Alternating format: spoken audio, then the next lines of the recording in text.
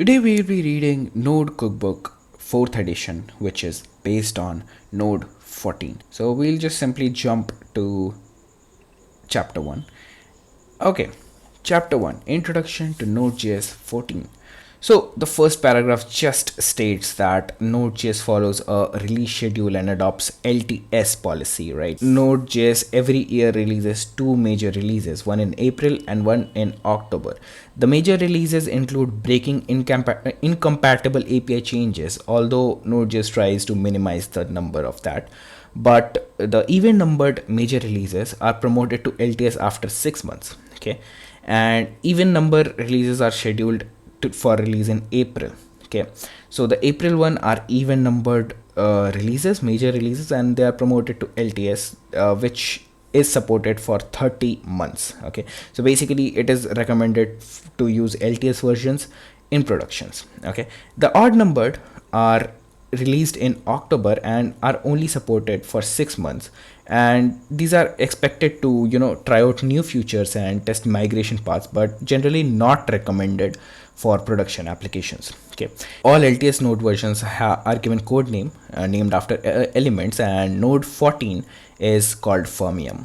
The code name is fermium. Anyways, so this chapter will cover 3 recipes. First one, we'll see how we can install node 14 using nvm, how we can access the nodejs API documentation adopting new javascript syntax in nodejs 14. Chapter will require an access of terminal, a browser, and the internet, so make sure you have that. Installing nodejs 14 with nvm. Okay, so this book will be using node 14 throughout because that's the latest LTS at the time of writing, and it will be supported till April 23.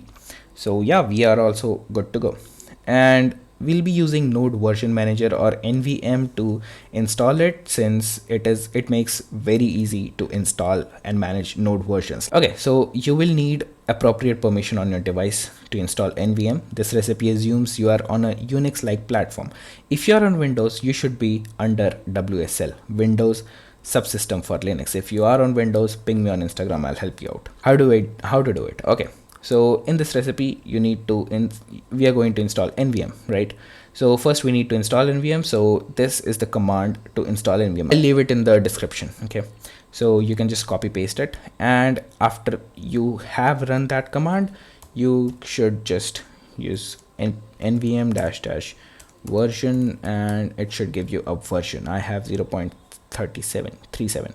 Okay, so this guy also have that, and we'll just call nvm install 14, and this should go ahead and install the node version 14. Now we should have node version 14 as our default. Yeah, just in case you want to install another version, you can simply go ahead and install it via nvm install version, and then if you want to switch, you can just use nvm use the version name. Okay, so let's see how all this works, right?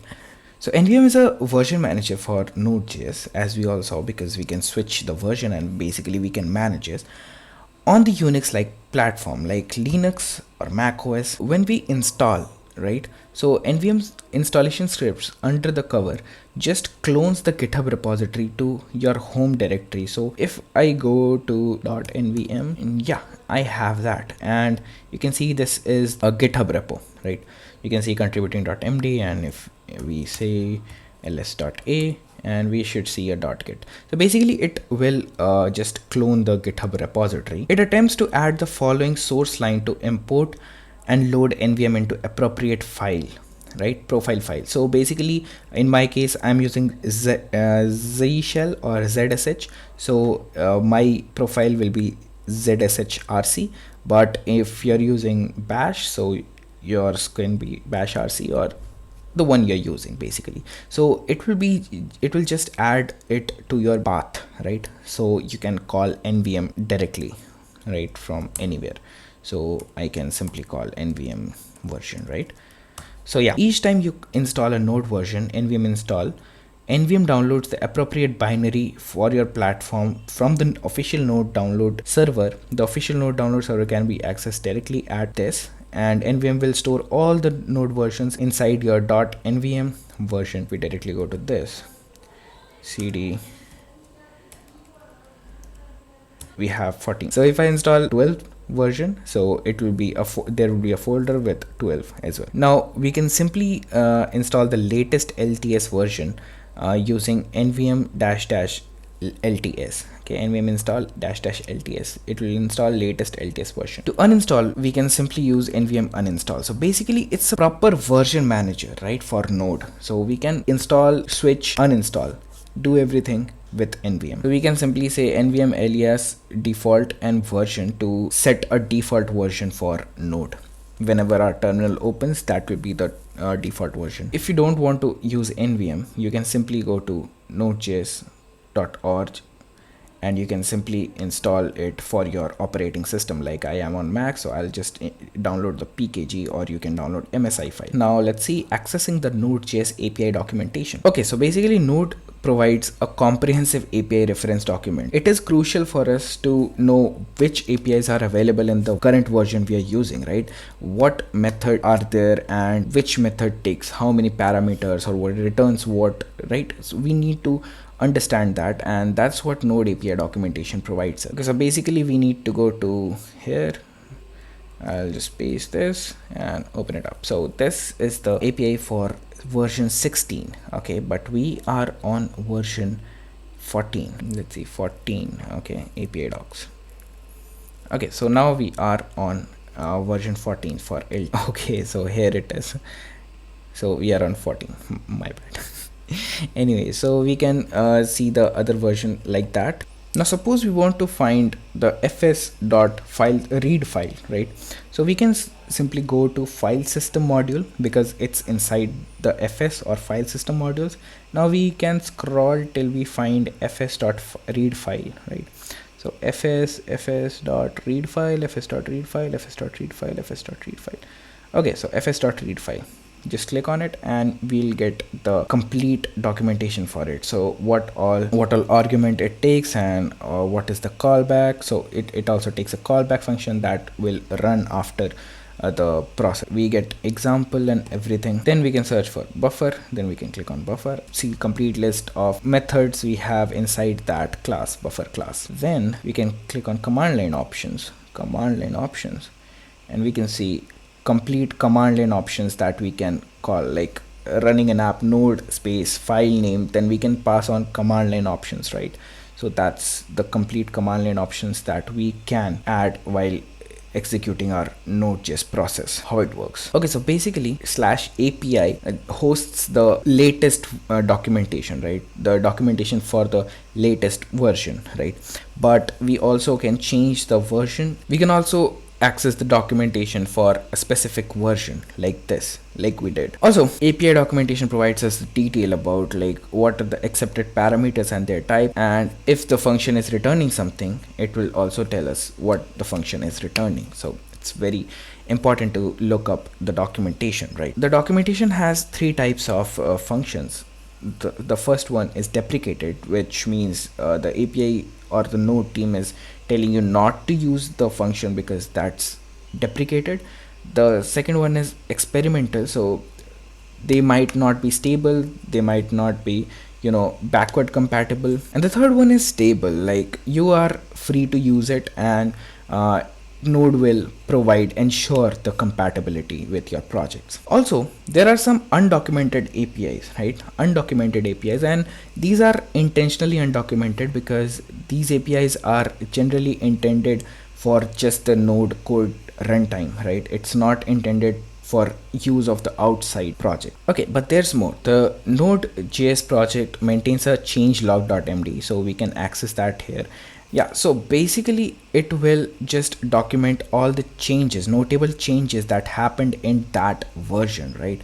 So this was the change that happened in version 14, all these changes in version 14.17.2.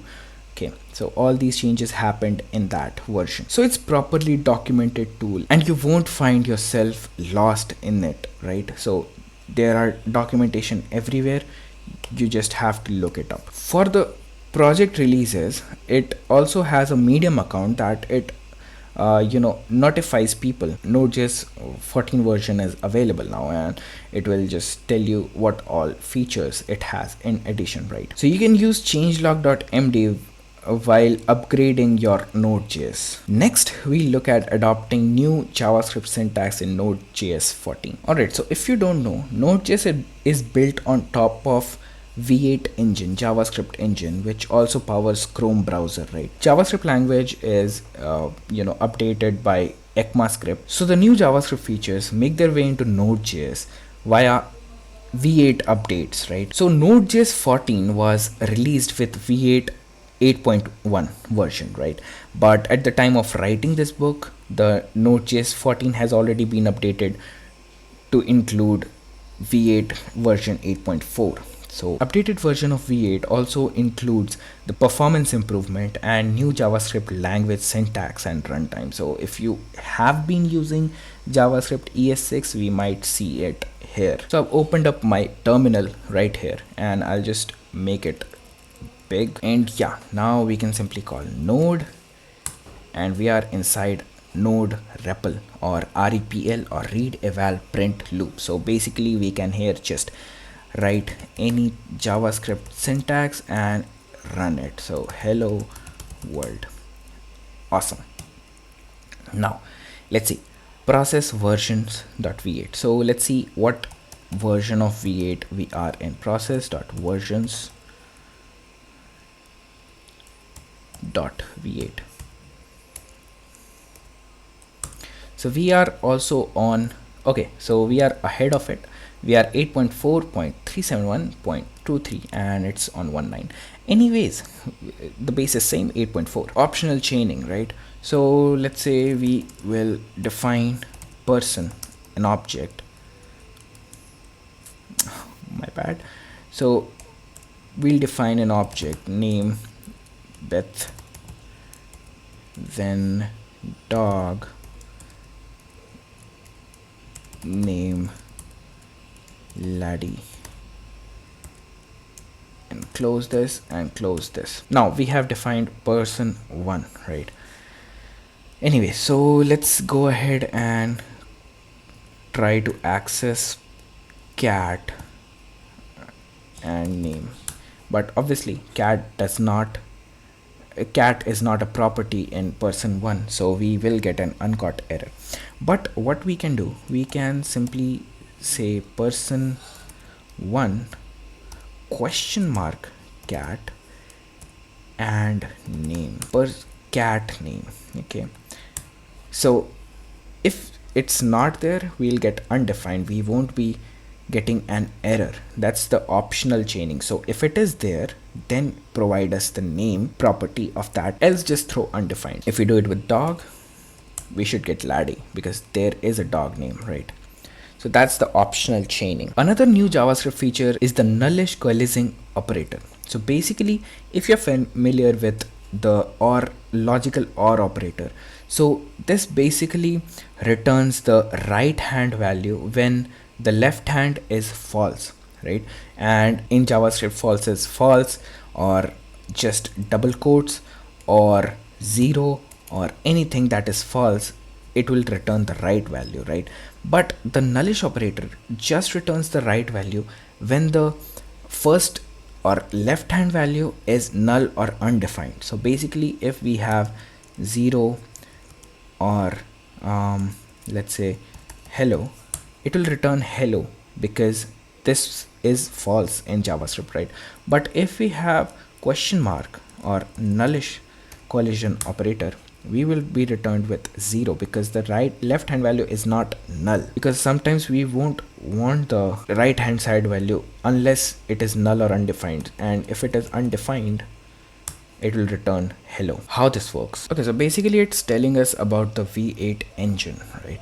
So the new JavaScript features is introduced into Node.js via updates to underlying Google Chrome V8 engine. So basically V8 engine is nothing but a JavaScript engine, runtime engine, which enables us to run JavaScript outside the browser. Since V8 engine is embedded inside Node, it enables Node to run outside the browser, because we all know that JavaScript is a programming language for browsers, right?